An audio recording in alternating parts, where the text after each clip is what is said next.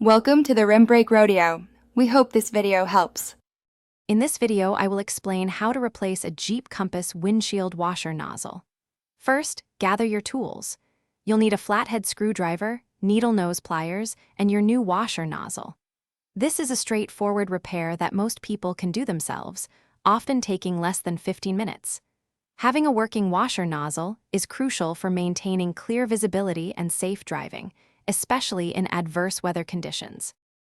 Now, let's get started on removing the old nozzle. Begin by opening your Jeep's hood and locating the washer nozzles, which are typically mounted on the hood near the windshield. Next, gently disconnect the washer fluid hose from the underside of the nozzle. You might need needle nose pliers for a firm grip. Then, use a small flathead screwdriver to press the retaining clips on the nozzle from underneath, allowing you to carefully pull the old nozzle out from the top of the hood. With the old nozzle removed, installing the new one is quick and easy.